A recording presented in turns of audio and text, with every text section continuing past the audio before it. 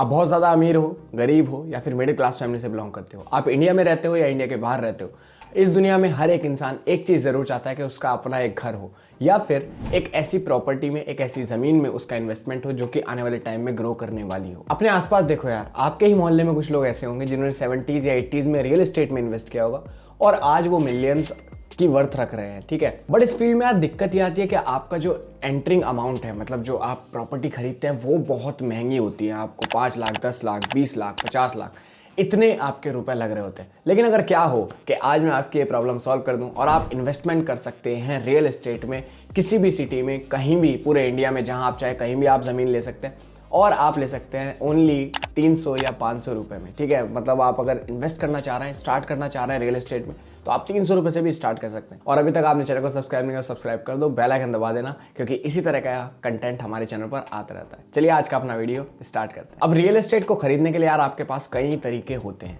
First आपको देखना होता है कि आपको कमर्शियल लेना है या फिर रेजिडेंशियल लेना है, मतलब घर के लिए या फिर आपको कुछ काम के लिए लेना है। तो अगर आप कमर्शियल की बात करें तो उसके प्राइस ज़्यादा होते हैं और उसमें प्राइस एप्रिसिएशन और हाइक भी ज़्यादा होता है लॉन्ग टर्म में। रेजिडेंशियल में आपका उतना प्रॉफिट नहीं जनरेट हो रहा होता। सेकंड थिंग, जब भी आप रियल एस्टेट लेंगे तो आपको उसके ऊपर सर्च करनी पड़ेगी, या फिर आप अगर रियल एस्टेट के स्टॉक्स भी ले रहे होंगे तो आपको स्टॉक्स पिक करने पड़ेंगे कि हाँ भाई कौन सा स्टॉक है। फिर आप उस पर देखोगे, उसकी कई ईयर की एनालिसिस करोगे कि हाँ ये कैसा परफॉर्म कर रहा है लास्ट 5 ईयर्स में या 10 ईयर्स में, उसके बेसिस पे आप वो स्टॉक लोगे। तो इसमें आपको बहुत सारे झंझट लगेंगे। लेकिन अगर क्या हो, ये सारे झंझट आपके खत्म हो जाए, इस सारे झंझट से बचने के लिए आप इन्वेस्ट कर सकते हैं REIT में। ये है आपका रियल एस्टेट इन्वेस्टमेंट ट्रस्ट। ये आपके ट्रस्ट होते हैं यार, जैसे आपके म्यूचुअल फंड होते हैं। मैं आपको पूरा एक्सप्लेन कर रहा हूँ अभी। फिलहाल इंडिया में यार आपके 3 ही ट्रस्ट हैं, आपका एम्बेसी, ब्रूकफील्ड और माइंडस्पेस। ये जो कंसेप्ट है यार आपका, ये बहुत ही न्यू है इंडिया में अभी, लेकिन आने वाले टाइम में जैसे ही लोगों को इसके बारे में नॉलेज होगी, ये आपकी चीज़ें बढ़ रही होंगी और लोगों का इन्वेस्टमेंट REIT में बढ़ने लगेगा। तो समझते हैं यार ये कैसे वर्क करता है कि भाई इतनी सारी ज़मीन आपको 300 रुपये में आप कैसे खरीद सकते हो। आपने म्यूचुअल फंड के बारे में तो सुना ही होगा यार। उसमें क्या होता है कि आपके कई सारे स्टॉक्स होते हैं और उसको फंड मैनेजर हैंडल करता है। किस स्टॉक में कितना अमाउंट जाना है और कितने स्टॉक्स आपके म्यूचुअल फंड में होंगे, वो आपका पूरा फंड मैनेजर हैंडल कर रहा होता है। बस आपको उसमें SIP करनी होती है और साल दर साल आपको ग्रोथ मिलती रहती है। आप NAV पे, मतलब 200, 300, 400, 500, 1000, 2000 जितना इन्वेस्टमेंट करना चाहे म्यूचुअल फंड में कर सकते हैं। सिमिलरली यार REIT का कंसेप्ट यहाँ पर आया है।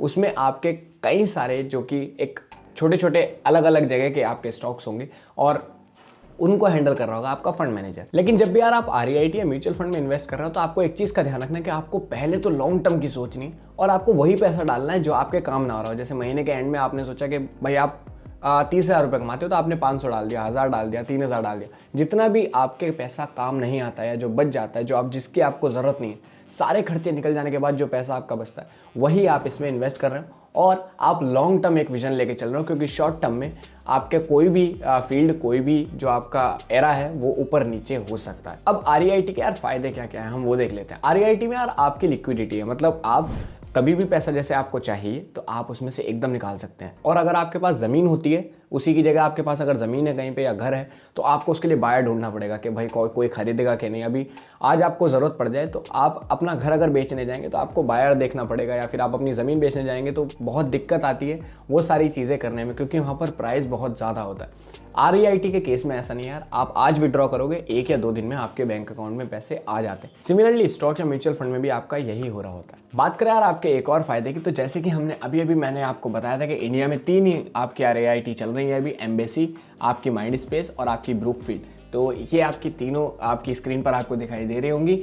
इसका मतलब है कि अभी स्टार्टिंग में ये आपकी कम है। आने वाले टाइम में जैसे जैसे लोगों को पता चले कि ये आपका फील्ड ग्रो कर रहा होगा और आपका इन्वेस्टमेंट जैसे ही लोग बढ़ाएंगे, उसके हिसाब से आपकी NAV बढ़ती जा रही होगी इन फंड्स की। साथ ही साथ अगर हम आने वाले टाइम की बात करें तो जैसे ये फील्ड ग्रो होगा, आप किसी भी सिटीज़ में आप अपने हिसाब से प्रॉपर्टीज चूज़ कर पाएंगे। मेरे हिसाब से तो ऐसा होना चाहिए, और ऐसा होगा तो आप बताइए कि मज़ा आएगा कि नहीं आएगा। अब बात करें यार आप इनमें इन्वेस्ट कैसे कर सकते हो। सिंपली आप अपना यार ग्रो में या फिर अपस्टॉक्स पे या फिर ज़रूरत पे, जिस पे भी आप चाहे एक अपना डीमैट अकाउंट खोल सकते हैं और आप सर्च कर सकते हैं इनका नाम, जैसे कि एम्बेसी ऑफिस स्पार्क्स REIT यहाँ पर लिखा हुआ है। अभी हम टिकर टेप पे, आप यहाँ पर आके एनालिसिस कर सकते हो। तो ये हमने लास्ट कुछ सालों का आपका देख रखा है। अभी इसका प्राइस चल रहा है 305 रुपये, मात्र 305 रुपये, और इसका हाई था 512, लो था 285, मतलब 512 तक ये जा चुका था। अगर हम नीचे बात करें तो जो आपके एक्सपर्ट्स हैं, एनालिस्ट हैं, उन्होंने कहा है कि 100% आप अभी इसको बाय कर सकते हो, एम्बेसी ऑफिस स्पार्क्स REIT को। ठीक है। अगर हम बात करें सेकंड की, तो आपका माइंड स्पेस है, ये आपका 318 पे भी चल रहा है। इसका हाई 455 था, 274 इसका लो रह चुका है और 73% एनालिस्ट ने कहा है कि अभी आप इसको बाय कर सकते हैं। सिमिलरली अगर हम तीसरे ब्रूकफील्ड वाले की बात करें, तो Brookfield India real estate trust REIT है, ये भी आपका 276 अभी इसका प्राइस चल रहा है, तो आप 270 रुपीज़ में भी यहाँ पर बाय कर सकते हो। 345 रुपये का हाई है और 215 का इसका लो चल रहा है और 73% यहाँ पर भी आपका बाइंग रेशियो आ रहा है। अच्छा भैया, अब ये रेगुलेटेड है कि नहीं? हाँ यार, बिल्कुल ये रेगुलेटेड है आपका सेबी के थ्रू, और बिल्कुल भी आपको यार घबराने की बात नहीं है। जैसे स्टॉक्स वगैरह होते हैं उसी तरह से ये बिल्कुल रेगुलेटेड है। बस एक चीज़ का ध्यान रखना कि आप इसमें लॉन्ग टर्म के लिए आए, शॉर्ट टर्म के लिए ना आए। डिसएडवांटेज में यार इसका यही है कि अगर आप शॉर्ट टर्म के लिए आ रहे हैं और एक साल में रियल एस्टेट एक ही सेक्टर है, और अगर रियल एस्टेट के प्राइस 1 साल या 2 साल या 3 साल में डाउन जाते हैं, तो आपका पैसा फंस भी सकता है, क्योंकि मतलब आप निकाल तो सकते हो लेकिन वो घट भी सकता है, राइट। तो जब भी आओ 5 साल या 10 साल का विजन लेके आओ, छोटा छोटा इन्वेस्टमेंट करते रहो, वो धीरे धीरे बड़ा होता चला जाएगा और आपको लॉन्ग टर्म में रियल एस्टेट वाले रिटर्न्स देखने को मिल रहे होंगे, जो कि आपके लिए बहुत फायदेमंद होने वाले हैं। तो अगर ये वीडियो आपको यार पसंद आया तो आप वीडियो को अभी के अभी लाइक कर दीजिएगा और बेल आइकन दबा दीजिएगा सब्सक्राइब के साथ साथ, ताकि आने वाले टाइम में ऐसी वीडियोज़ आपको मिलती रहें। और REIT में अगर आप इन्वेस्ट करना चाहते हैं तो फटाफट से अपनी जर्नी स्टार्ट कर दो। मिलता है अपने अगले वीडियो में, तब तक के लिए बाय बाय।